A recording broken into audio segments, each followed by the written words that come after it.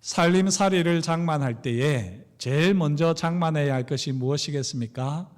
아마 여러분들이 퍼뜩 떠오르는 것이 있을 텐데요. 처음 신혼집을 이제 마련하고 살림살이를 구입할 때 뭘 제일 먼저 구입했는지 돌아보십시오.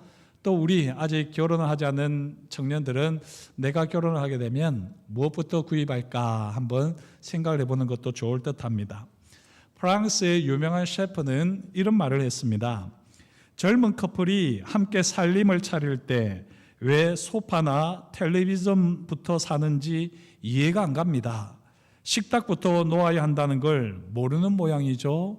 라는 말을 했습니다. 물론 유명한 셰프라서 그런 말을 했을 수도 있겠지만 맞습니다. 식탁부터 놓아야 합니다. 굳이 영어로 표현을 하자면 table comes first. 테이블이 처음에 와야 된다라고 하는 말이 되겠습니다. 음식을 먹고 그걸 만드는 부엌을 꾸미기 전에 식탁부터 놓아야 하는 법입니다. 식탁의 기쁨이라고 하는 책을 쓴 애덤 고프니는 이렇게 부연 설명을 합니다. 식탁에 다가와 앉는 사람들, 그리고 그 테이블 위로 오고 가는 대화, 그리고 식탁 주변에서 이루어지는 고통과 사랑 등 이 식탁에서 빚어내는 드라마가 그 무엇보다도 사람과 음식을 둘러싼 참된 삶에 더 중요하기 때문에 반드시 식탁부터 마련되어야 한다라고 그는 이야기합니다. 저와 여러분들의 삶의 자리에서 이 식탁은 어느 정도 위치를 차지하는지 한번 생각해 보는 것도 참 좋을 듯합니다.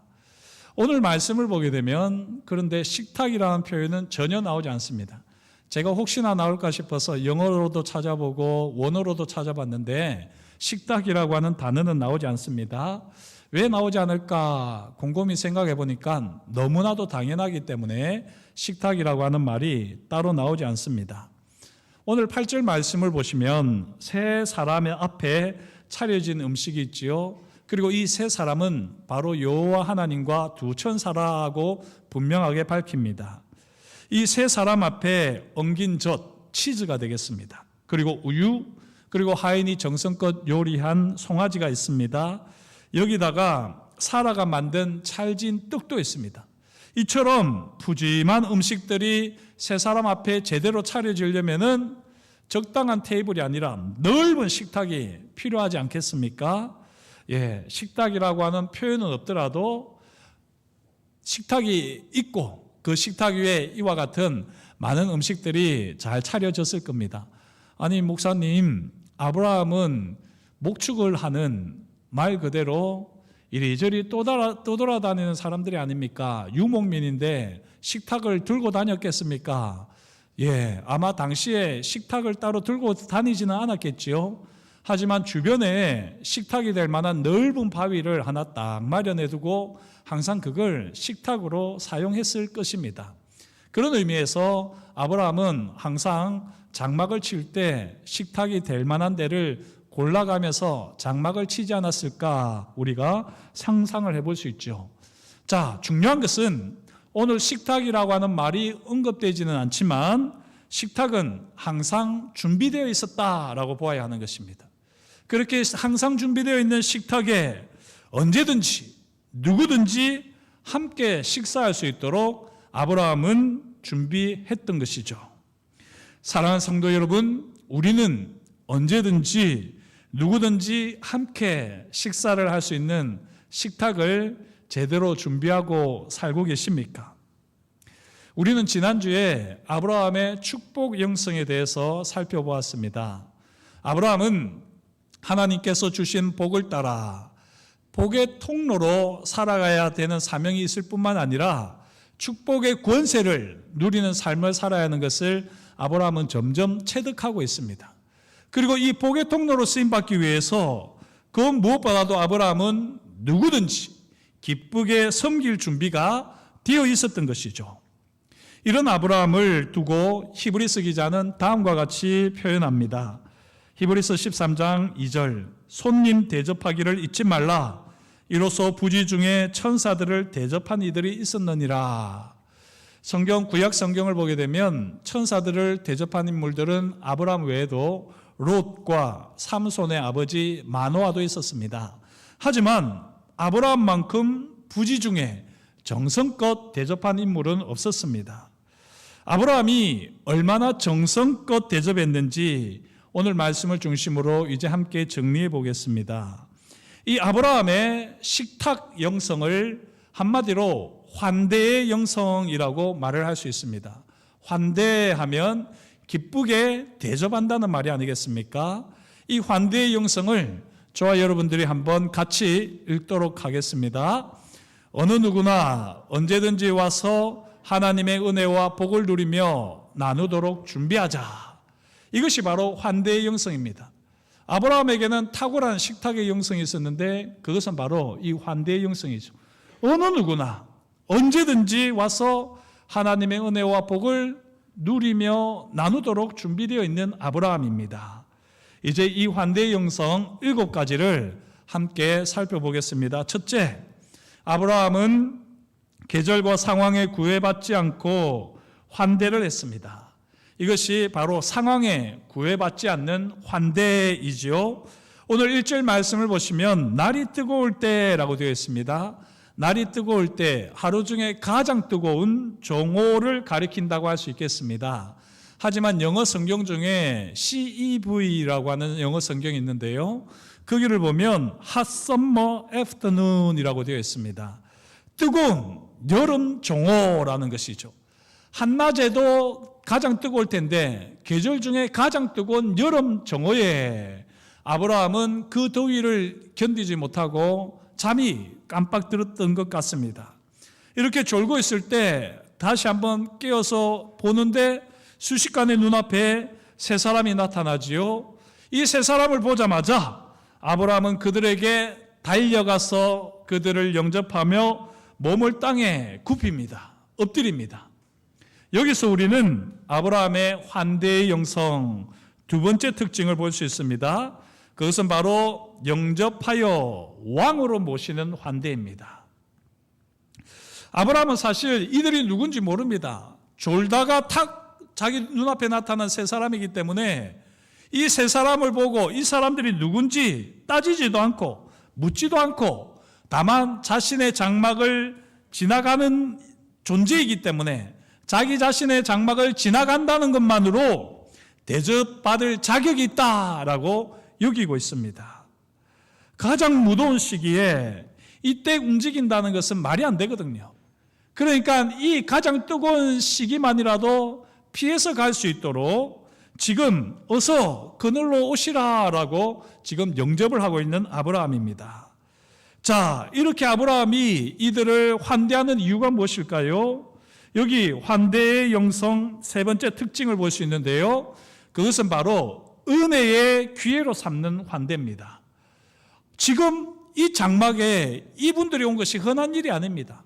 더군다나 가장 뜨거운 때에 지금 이 장막을 지나간다?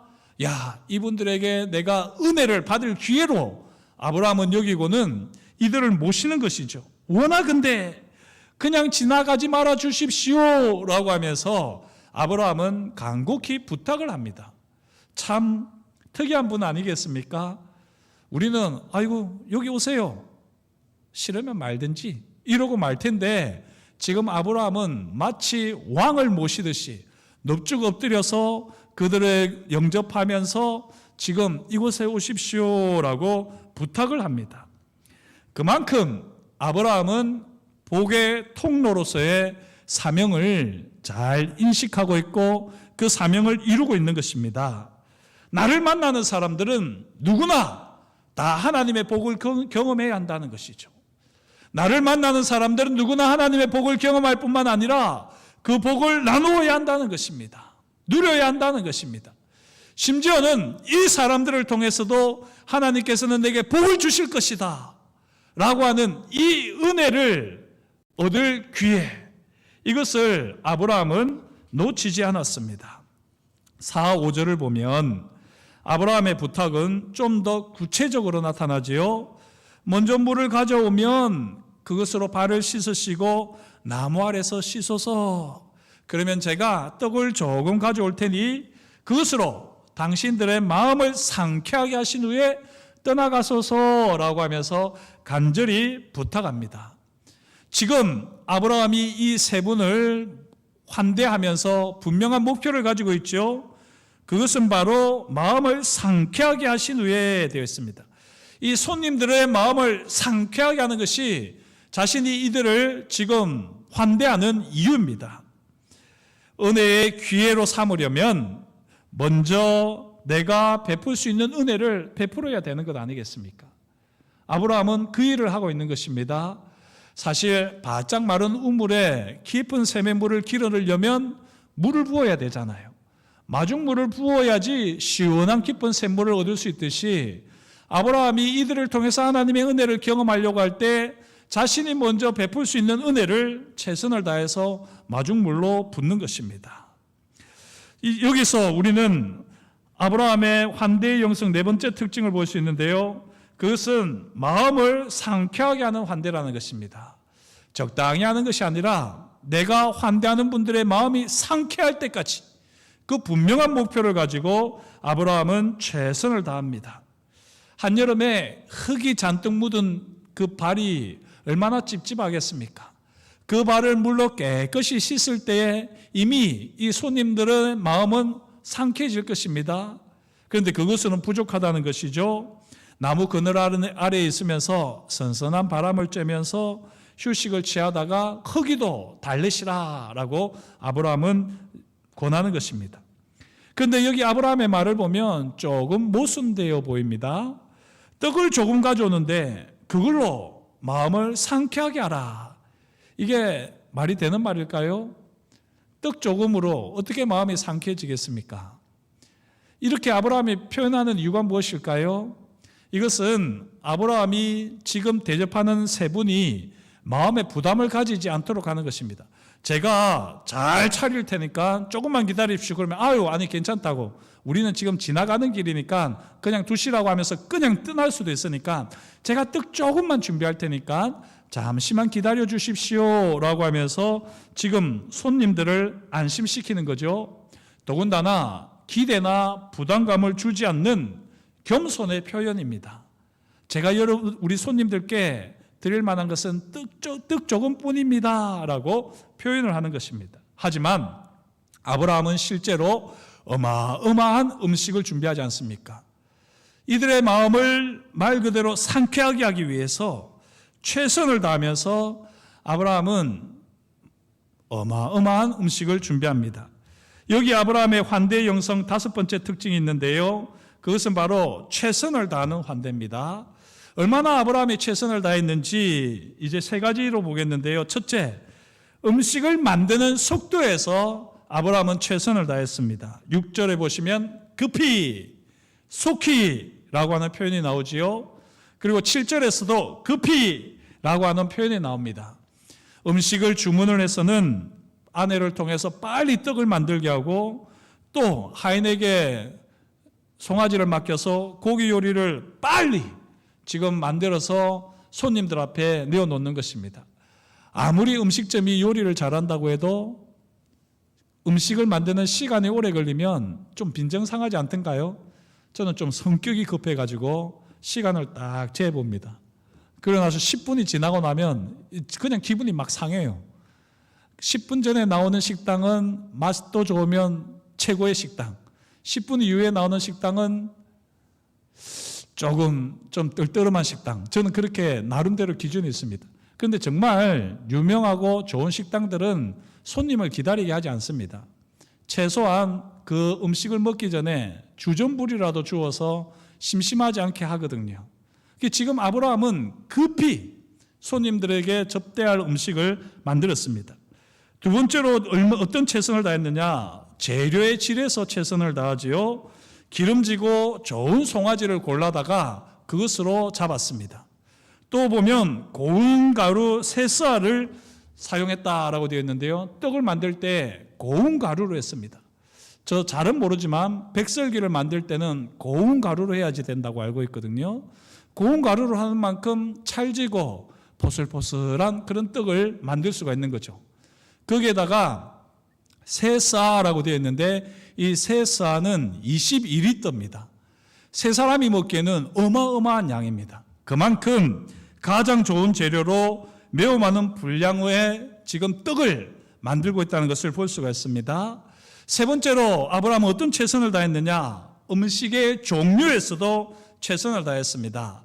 아무리 된장찌개로 유명한 집이라고 해서 된장찌개 달랑 하나만 내놓으면 별로 그 식당 좋은 식당이라고 할 수 없습니다.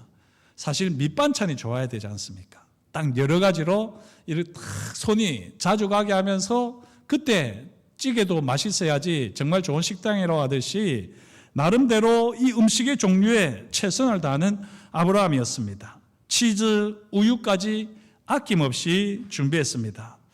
이처럼 정성껏 준비하는 음식을 통해서 손님에게 큰 감동을 주는 아브라함이지요. 그런데 여기서 아브라함의 환대는 끝나지 않습니다. 8절을 보시면 그들 앞에 음식을 차려놓고 나무 아래에 모셔 섭니다. 참 이게 제가 볼 때는 멋들어진 장면이에요. 아브라함이 마치 고급 레스토랑에서 수건을 착 두르고 있는 이 웨이터처럼 그렇게 혹시 부족한 것이 없는지 살피면서 바로 옆에서 종처럼 준비된 자세로 섬기고 있습니다. 우리는 여기서 아브라함의 겸손을 볼 수 있지요.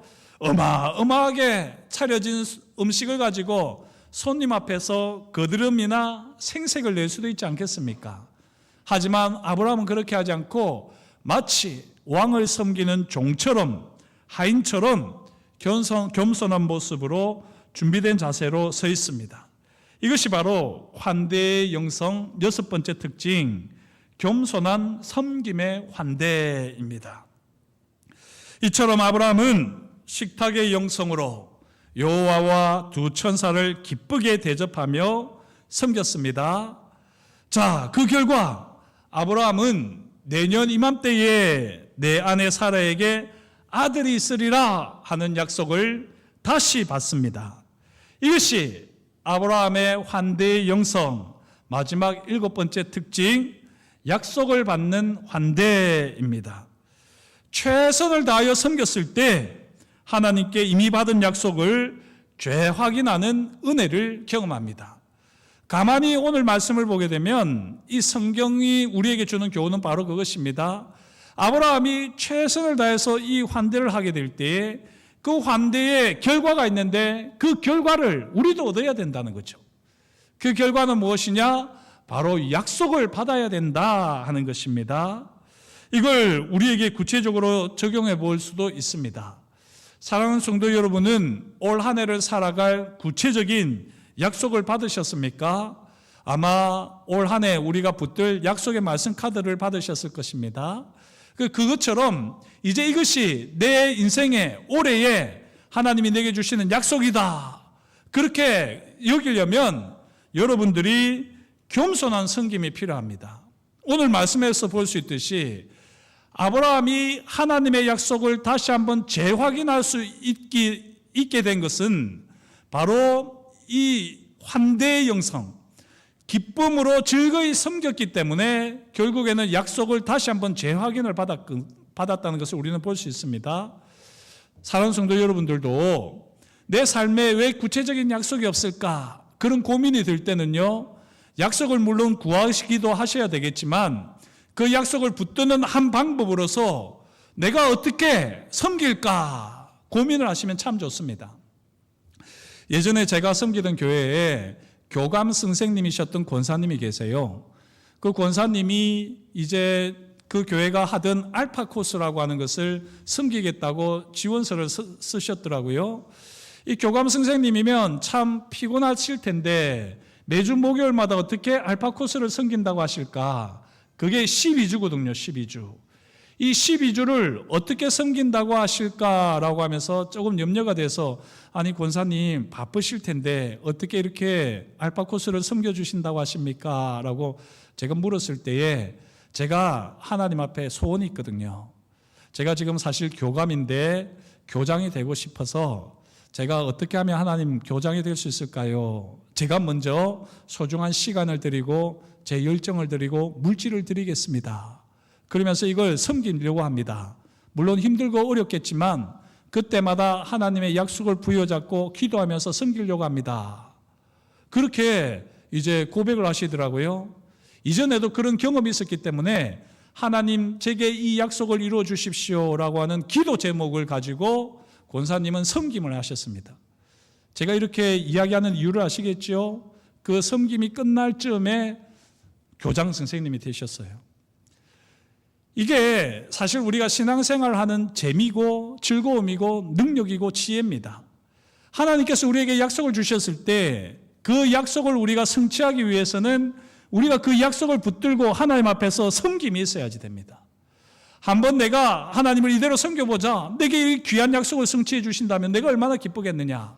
그리고 우리가 기쁨으로 섬기게 될 때 때로는 시련이 있고 어려움이 있겠지만 그때 약속을 붙들면서 하나님께서 이 약속을 성취해 주실 줄 믿습니다 라고 하면서 더 즐거이 섬기게 될 때, 헌신하게 될 때 하나님은 반드시 신실하신 하나님께서 그 약속을 성취해 주실 줄 믿습니다. 지금 아브라함이 그걸 경험하는 거예요. 아브라함에게는 이미 창세기 17장에서 하나님의 약속을 받아들였습니다. 그런데 지금 이렇게 환대를 통해서 최선을 다해서 이 세 분을 섬길 때에 하나님께서 다시 한번 구체적인 약속을 주시면서 그 약속을 이루어주겠다라고 말씀하시는 거죠. 여기에 바로 환대의 영성의 묘미가 있습니다. 자, 특별히 하나님께서 왜 아브라함에게 이렇게 오셨을까? 그걸 이제 우리가 좀 더 깊이 생각을 해봐야 되겠는데요. 조금 전에 말씀드린 대로 창세기 17장을 보면 아브라함은 사라를 통해서 너의 아들 이삭을 얻게 될 것이다 라고 하는 약속을 받았어요. 그런데 이 약속을 받고 아브라함은 참 기뻤을 겁니다. 그리고 그 약속대로 하나님의 명령대로 남자들, 자기 집에 있는 남자들은 다 할례를 받겠습니다. 이렇게 할례를 행할 때 모르긴 해도 온 집안이 떠들썩했을 겁니다. 시끌벅적했을 겁니다. 그러나 이렇게 약속을 따라서 할례를 행하고 온 집안이 시끌벅적해도 하나님의 약속을 모르는 한 사람이 있습니다. 그 사람은 바로 사라입니다. 하나님의 약속의 말씀을 사라가 제일 먼저 알아야 되는 것 아닙니까? 왜냐하면 사라가 잉태를 해야 되고 사라의 몸을 통해서 이삭이 나와야 되니까.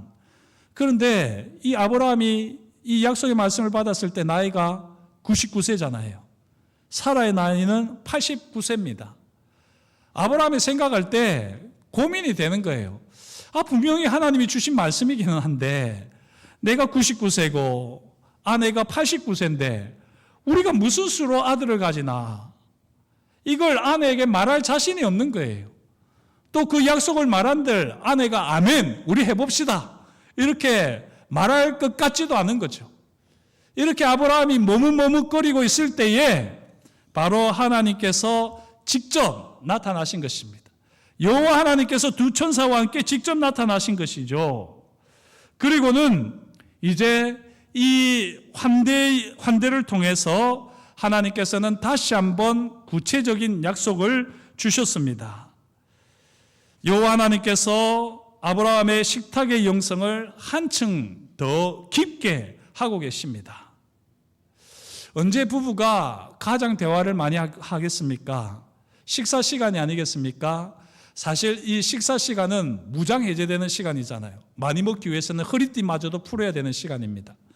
또 사실 이 때가 제일 입을 많이 벌릴 때잖아요. 말을 많이 해서가 아니라 음식을 먹기 위해서라도 입을 벌립니다. 입을 벌리다 보면 말도 하게 되어 있는 것입니다. 그리고 이 식사를 할 때가 남에게 가장 속을 보이는 때거든요. 입을 벌리다 보니까 속이 보이는 시간이 식사 시간입니다. 이런 것 저런 것 다 따져볼 때 식사 시간이 가장 친밀해질 수 있는 소중한 시간이지요. 대화가 자연스럽게 나오는 시간이기도 합니다.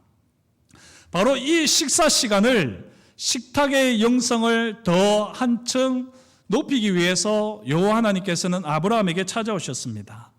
오늘 말씀을 보면 아브라함이나 사라가 여호와와 두 천사와 식탁의 교제를 나눈 것은 아닙니다.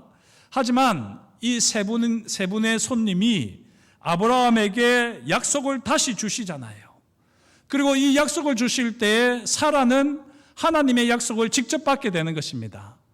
사라는 지금까지는 몰랐어요. 자기를 통해서 아이를 놓는다고, 그 아이의 이름이 이삭이라고, 이 말을 아브라함을 통해서 듣지 못하고 있다가 지금 손님으로 여기고 있었던 이분들이 말을 하는데, 그 말을 듣자마자 장막 뒤에서 사라가 피식 웃었습니다.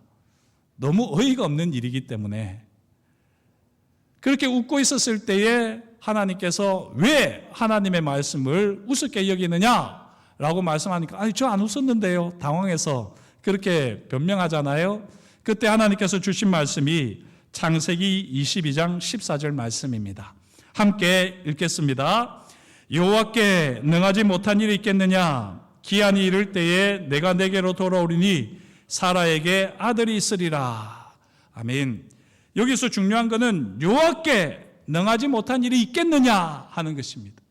다른 건 몰라도 여호와께 능하지 못한 일이 있겠느냐, 이 여호와의 말씀만큼은 사라의 마음에 확 박히는 거죠.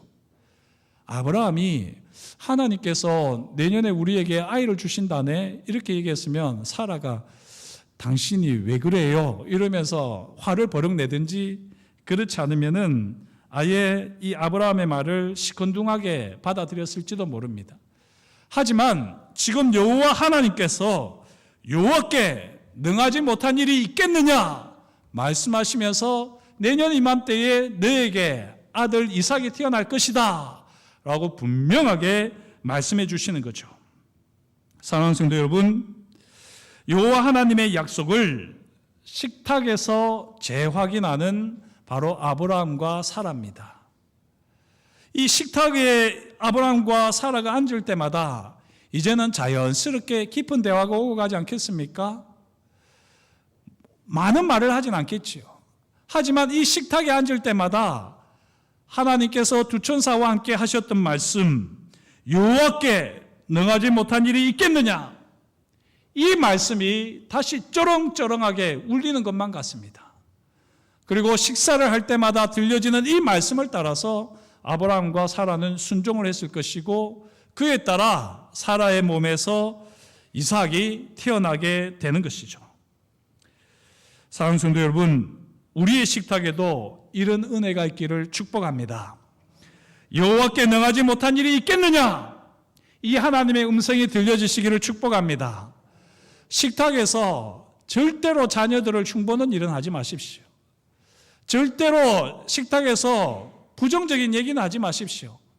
음식을 먹고 소화가 안 되고 병이 납니다. 음식 자체가 독이 되어버려가지고는 얹히는 것은 말할 것도 없고 그 음식이 독으로 변해가지고 몸을 상하게 합니다. 식탁에서는 축복만 하십시오. 여호와께 능하지 못한 일이 있겠느냐, 이 하나님의 말씀을 선포하면서 하나님이 나에게 주신 약속은 이것이야, 하나님께서 당신에게 주신 약속은 무엇입니까? 이 식탁의 교제가 이루어지게 될 때에 이 식탁의 교제를 통해서 하나님의 약속을 함께 기대하고 기도하면서 결국에는 성취하게 되는 놀라운 은혜가 우리에게 있을 줄 믿습니다. 식탁의 영성이 깊어지는 만큼 식탁의 즐거움도 더할 것입니다. 이런 은혜가 저와 여러분에게 있기를 주의 이름으로 축복합니다. 식사의 즐거움이라고 하는 소설을 혹시 읽어보셨습니까? 이 하성란 작가께서 쓰신 소설인데요, 이 소설을 보게 되면 늘 술을 달고 다니는 아버지가 식사를 하다가 심사가 뒤틀리면 그냥 밥상을 확 뒤엎어 버립니다. 그리고 이 아버지는 식사를 하다 말고 기분이 나빠서 나갈 때는 꼭 아들의 뒤통수를 후려 갈기고 그렇게 나갑니다. 그러면 아들은 어떻게 할까요? 침묵으로 대응하면서 밥상이 반쪽이 나기 전에 집을 나가야지 결심을 합니다. 이처럼 아버지와 아들 사이에 있는 엄마, 이 어머니는 식사를 제대로 편하게 해본 적이 없습니다. 늘 급하게 음식을 먹고요, 또 그 음식을 준비되는 동안에도 또 오늘은 무슨 일이 벌어질까 조바심을 내다 보니까 그것을 견디지 못하고는 음식을 만들면서 술을 한 잔씩 마시게 되어서 그 몸이 불어나게 됩니다. 이들은 식사의 즐거움을 경험하는 말 그대로 식구, 가족일까요? 여기에 주인공 남자는요, 기역 과잉 증후군이라고 하는 것을 앓고 있습니다. 이 기역 과잉 증후군은 말 그대로 기억을 한번 하고 나면 잊지 않는 것입니다. 보통 우리는 어떻습니까? 기억을 하면 잊어버리잖아요. 그런데 기억 과잉 증후군은 잊어지지가 않는 겁니다. 컵이 있고 컵에 물을 부으면 물이 넘쳐서 그 더러웠던 물이 점점 깨끗해지는 것을 보잖아요.